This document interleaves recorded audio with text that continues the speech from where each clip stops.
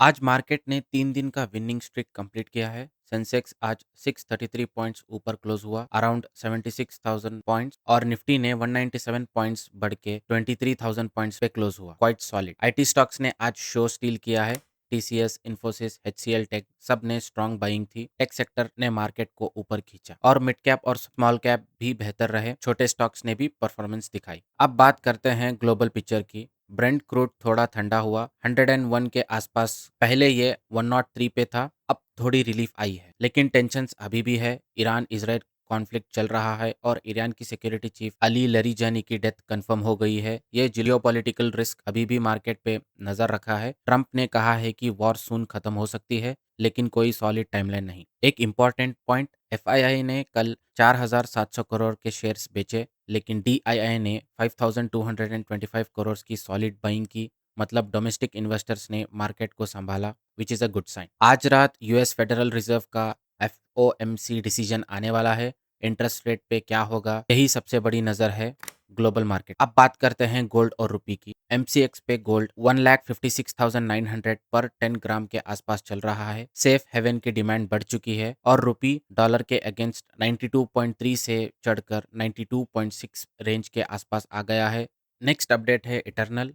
Eternal का stock पिछले कुछ महीनों में काफ़ी डाउन हो रहा है। लीडरशिप चेंज, कंपटीशन और ग्लोबल मैक्रो। जोमेटो के फाउंडर दीपेंद्र गोयल ने जनवरी 2026 में सीईओ की पोजीशन छोड़ दी थी और ब्लिंकिट के फाउंडर अल्बिंद्र ने कमांड संभाला। यही देख के इन्वेस्टर थोड़ा घबरा गए, लेकिन जेएम फाइनेंशियल्स ने कहा है ये सेल ऑफ ओवरडन है। जेएम फाइनेंशियल्स ने इटर्नल पर बाइंग रेटिंग मेंटेन की है। अराउंड 400 रुपीज का टारगेट दिया गया है, जो करंट लेवल से लगभग 73 से 80% अपसाइड सजेस्ट करता है। इतने कॉन्फिडेंस का main reason Blinkit. JM Financial expect कर रहा है कि ब्लिंकिट फाइनेंशियल ईयर 27 में लगभग 80% ग्रोथ डिलीवर करेगा, क्योंकि consumers traditional e commerce, modern retail और नेबरहुड किराना से शिफ्ट होकर क्विक कॉमर्स की तरफ आ रहे हैं। और ब्लिंकिट का एडजस्टेड एबिटा फाइनेंशियल ईयर 24 में 18,000 करोड़ पहुंच सकता है, जो मार्केट कंसेंसस 13,000 करोड़ से काफी ज्यादा है। नेक्स्ट है आईपीओ न्यूज। पहले बात करते हैं मेक माई ट्रिप की। मेक माई ट्रिप इंडिया का सबसे बड़ा ऑनलाइन ट्रैवल कंपनी है। 2010 में पहली बार नैस्डैक पे लिस्ट हुई थी। तब इंडिया का ट्रैवल मार्केट इतना मैच्योर नहीं था, डोमेस्टिक इन्वेस्टर्स इतने मैच्योर नहीं थे और यूएस लिस्टिंग ज्यादा समझदारी थी। लेकिन 16 साल बाद कंपनी ने ऑफिशियली अनाउंस किया है कि वो इंडिया के स्टॉक एक्सचेंज पे लिस्ट सीरियसली एक्सप्लोर कर रहे हैं, इंडिया की फास्टेस्ट ग्रोइंग ट्रैवल मार्केट में अपनी प्रेजेंस और मजबूत करने के लिए। लेकिन सिर्फ लिस्टिंग नहीं, अंदर से भी काम हो रहा है। कंपनी ने एक बड़ा इंटरनल रिस्ट्रक्चरिंग किया है। अपने 3 बड़े ब्रांड्स मेक माई ट्रिप,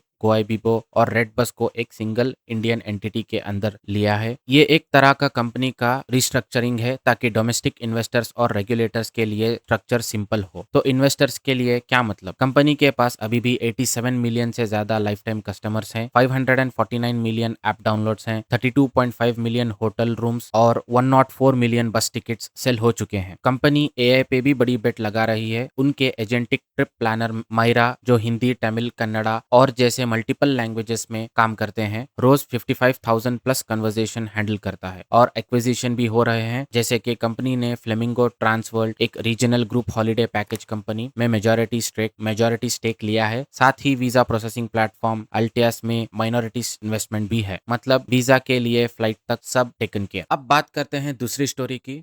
फोन पे, जो इंडिया का लार्जेस्ट डिजिटल पेमेंट कंपनी है, उसने ऑफिशियली अनाउंस किया है कि उसके आईपीओ के प्लान्स टेम्पररीली पॉज करने वाले हैं। वजह वेस्ट एशिया का ऑन कॉन्फ्लिक्ट और ग्लोबल मार्केट्स में बढ़ रही वॉलेटिलिटी। फोन पे $15 बिलियन वैल्यूएशन के ऊपर आईपीओ लाने वाला था और लिस्टिंग से 1.5 बिलियन तक रेस करने के प्लान्स थे। वॉलमार्ट, टाइगर ग्लोबल, माइक्रोसॉफ्ट सब इन्वेस्टर एग्जिट करने की तैयारी कर रहे थे और टाइमिंग भी रेडी। कंपनी ने जनवरी 2026 में सेबी की अप्रूवल मांगी थी। अप्रैल 2026 में लॉन्च होने वाला था आईपीओ, लेकिन प्लान्स चेंज हो गए। फरवरी 28 के बाद कॉन्फ्लिक्ट शुरू हो गया और निफ्टी 50 और सेंसेक्स दोनों ने लगभग 9% की गिरावट देखी। सारे इंडियन स्टॉक्स डबल डिजिट में नीचे गए और इसके साथ फोन पे का वैल्यूएशन भी प्रेशर में आ गया। जब company domestic mutual fund houses से बात कर रही थी, उन्होंने वैल्यूएशन 15 बिलियन से घटाकर 6.8 बिलियन तक रख दी। इतना बड़ा कट कोई नहीं चाहेगा। सीईओ समीर निगम ने कहा है कि हम जेन्युइनली होप करते हैं कि अफेक्टेड रीजन्स में पीस जल्दी आए और इंडिया में पब्लिक लिस्टिंग के लिए कमिटमेंट रहे। फोन पे का आईपीओ रुक जाना एक डोमिनो इफेक्ट क्रिएट कर सकता है। आईपीओ मार्केट में जेप्टो,